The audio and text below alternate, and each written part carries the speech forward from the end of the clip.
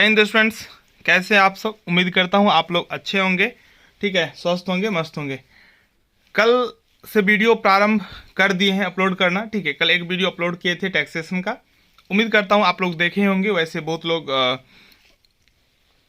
बहुत दिनों से देख रहे होंगे, जो चैनल पे वीडियो अपलोड नहीं हो रहा है तो चैनल को विजिट भी नहीं करते होंगे, लेकिन अब वीडियो अपलोड होना प्रारंभ हो गया है। इसलिए आप लोग लगातार चैनल को विजिट कीजिए, प्रत्येक दिन विजिट कीजिए। आपके लिए कोई ना कोई वीडियो किसी ना किसी सब्जेक्ट का जरूर होगा। बहुत सारे स्टूडेंट्स ने कमेंट में किया था जो सर ऑडिटिंग का, सर फाइनेंशियल मैनेजमेंट, तो मैं आप लोगों को बता दूं, आप लोग निश्चिंत रहिए, निश्चित रूप से वीडियो अपलोड होगा। और सभी सब्जेक्ट का, यहाँ तक कि मैं बोल रहा हूँ जीईएस का भी वीडियो अपलोड होगा, ठीक है। आप लोग टेंशन नहीं लीजिए, अब हम वीडियो बनाना प्रारंभ कर दिए तो लगातार चलता रहेगा, चाहे मैं कितना भी व्यस्त क्यों ना रहूं। बस आप लोग पढ़िए, ठीक है। और टाइम का भी उतना इशू नहीं है, टाइम अभी है आप लोगों के पास।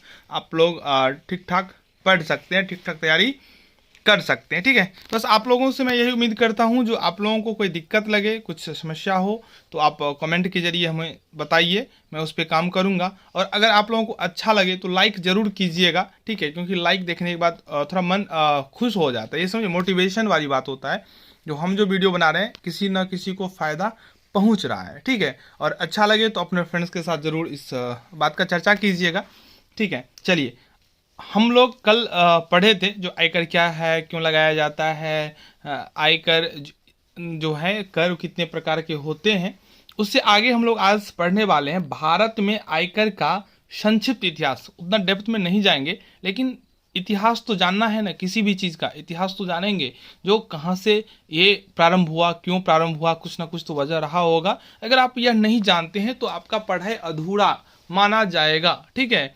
एग्ज़ाम पास कर लेंगे, लेकिन ज़िंदगी का जो एग्जामिनेशन होगा उसमेमें आप फेल हो जाएंगे, ये बात समझ लीजिए।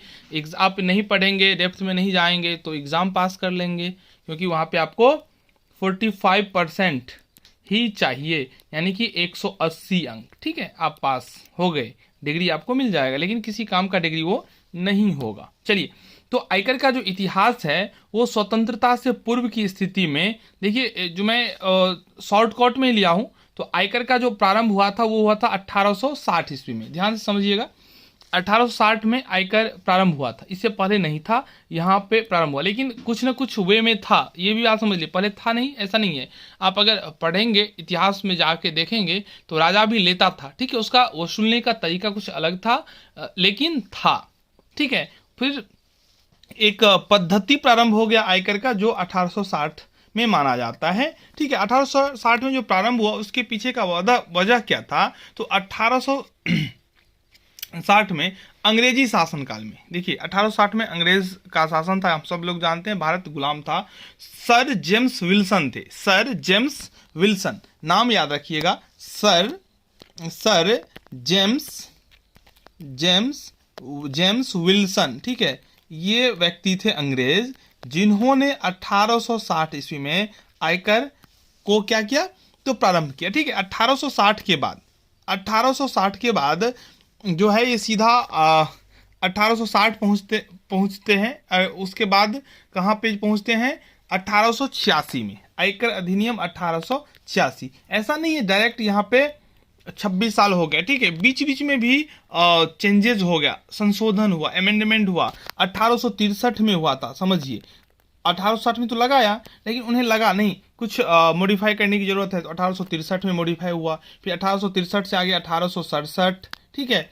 फिर आया 1871, फिर 73, ऐसे ही करते करते पहुंच गया कहाँ पे, 1886। ये आयकर अधिनियम जो कुछ दिनों तक जो है चला, ठीक है। फिर 1918 में अमेंडमेंट हुआ, फिर 1922 में। ये था स्वतंत्रता से पूर्व की स्थिति। स्वतंत्रता के बाद की स्थिति आयकर अधिनियम 1961। तो दो क्वेश्चन पूछा जाता है, एक तो पूछा जाता है स्वतंत्रता की बाद का कब, तो 1861, और पहले का ये 4 डेट महत्वपूर्ण है, जो आपको क्या करना है, याद रख लेना है, ठीक है। 1961 के बाद भी समय समय पर संशोधन हुआ, लेकिन यही बेसिक रूप में काम करता रहा। और ये लागू कब हुआ, बहुत बार ये भी पूछ लेता है, जो आयकर अधिनियम 1961 कब प्रभावी हुआ? तो यह प्रभावी हुआ था 1 अप्रैल 1962 को। ठीक है, ये डेट याद रखना है, 1 अप्रैल 1962 को। देखिए होता क्या है, तो अगर आप अभी ग्रेजुएशन में हैं, ग्रेजुएशन कंप्लीट कर लेंगे, उसके बाद आप पीजी करेंगे, ठीक है, उसके बाद आप नेट का प्रिपरेशन करेंगे जिसमें आप प्रोफेसर बनेंगे, ठीक है ना, असिस्टेंट प्रोफेसर, तो वहाँ पे आपको डेप्थ में पढ़ना होगा। लेकिन अगर आप इस टीचिंग क्षेत्र में नहीं आना चाहते हैं, किसी कंपटीशन में जाइएगा, अगर वहाँ पे भी आप अगर जैसे बीपीएससी या वहाँ पे ऑप्शनल सब्जेक्ट में आप कॉमर्स लेते हैं, तो वहाँ भी ये सब आपको काम देगा। अगर आप पढ़ाई करना चाहते हैं तो बस डिग्री के लिए पढ़ रहे हैं तब तो कोई बात नहीं है। ठीक है, चलिए 1987 में एक चीज इसमें और महत्वपूर्ण हुआ था चेंजेस। ठीक है, वो क्या हुआ था, तो पहले सबका अलग अलग गत वर्ष रखने का था, लेकिन 1987 में जो संशोधन हुआ उसके बाद सबके लिए हो गया 1 अप्रैल, हम लोग जानते हैं फाइनेंशियल ईयर 1 अप्रैल टू 31 मार्च, सबके लिए हो गया। ठीक है, चलिए अब हम लोग इससे आगे बढ़ते हैं। ये तो आपको समझ में आ गया होगा। इनकम का जो सोर्स है, आय का जो स्रोत है, आय का स्रोत वो 5 होते हैं। आय का स्रोत कितने होते हैं? 5। पहला वेतन से आय, इनकम फ्रॉम सैलरी, वेतन से आय, इनकम फ्रॉम सैलरी। अगर दूसरा बात करें तो होता है मकान संपत्ति से आय, यही चैप्टर आपको पढ़ना भी है। ठीक है, मकान संपत्ति से आय, ये सब चैप्टर आपको प्रैक्टिकल में पढ़ना है और आगे हम पढ़ाएंगे भी। ठीक है, चलिए 2 हो गया। तीसरा है व्यवसाय अथवा पेशा। ठीक है, से आय, आप सब लोग व्यवसाय और पेशा को जानते हैं। चौथा है पूंजी लाभ। ठीक है, पूंजी लाभ कैपिटल गेन हो गया। 5वां हो गया अन्य साधनों से आय, अन्य साधनों से आय।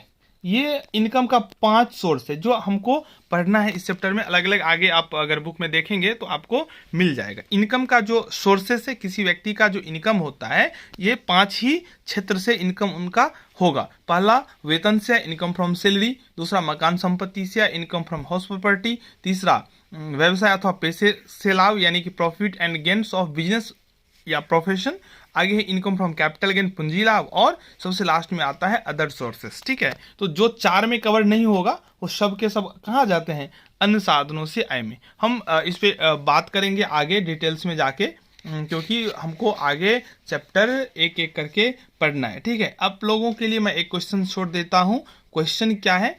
तो क्वेश्चन ये है, जो जीएसटी का पूरा नाम क्या है? आप लोग कमेंट में बताइएगा जीएसटी का पूरा नाम क्या है। तो इस प्रकार से क्या हुआ, तो पहला जो चैप्टर था वो आपका कंप्लीट हो गया। ठीक है, चैप्टर 1 कंप्लीट हो गया।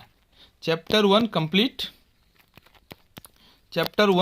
कंप्लीट। अब हम कल से जो पढ़ाएंगे वो चैप्टर 2, और मैं साथ साथ कोशिश कर रहा हूँ जो आप लोगों के लिए कॉस्ट का भी वीडियो अपलोड करना प्रारंभ कर दे। ठीक है, तो आप लोग तैयार रहिए, हमारे साथ प्रत्येक दिन जुड़िए। मैं ज़्यादा लंबा वीडियो नहीं बनाऊंगा ताकि आप लोगों का समय किल ना हो, लेकिन छोटा वीडियो बनाऊंगा, लेकिन कंप्लीट बनाऊंगा ताकि आपको किसी भी टॉपिक में कहीं से कोई दिक्कत ना हो। तो अभी के लिए इतना ही, मिलते हैं फिर नेक्स्ट वीडियो में। तब तक आप लोग पढ़ते रहिए। धन्यवाद।